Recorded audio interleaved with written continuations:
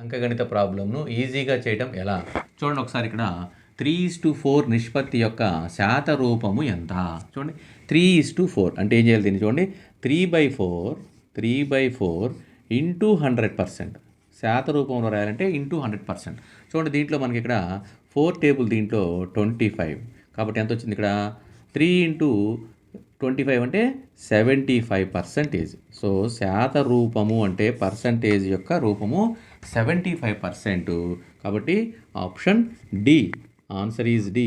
3:4 అంటే 3/4 ఇంటూ 100% వేస్తే ఎంత వచ్చింది 75%. So answer is 75%, option D.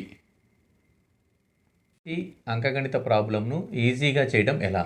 చూడండి ఒకసారి ఇక్కడ రాజు తన వద్ద ఉన్న డబ్బులో 75% ఖర్చు చేసిన తరువాత రాజు వద్ద 600 రూపాయలు మిగిలినవి.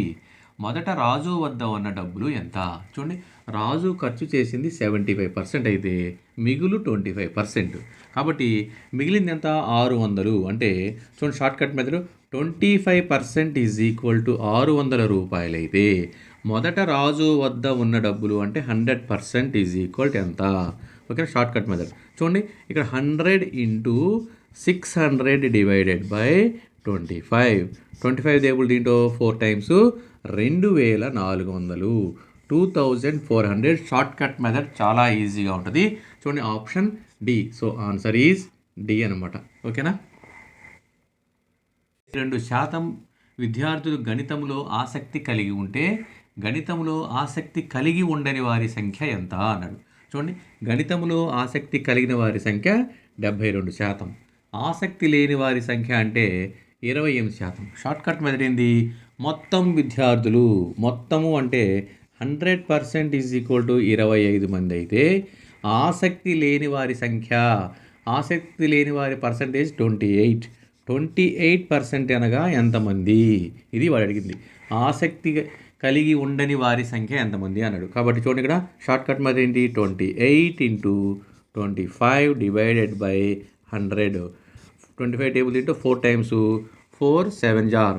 సో కాబట్టి ఆసక్తి లేని వారి సంఖ్య 7 మంది. 7 అంటే option A, answer is option A. Easy అనమాట షార్ట్ కట్ మెథడ్.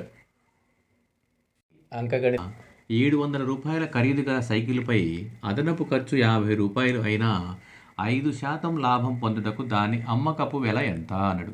చూడండి సైకిలు ప్లస్ అదనపు ఖర్చు 750 రూపాయలు అయింది.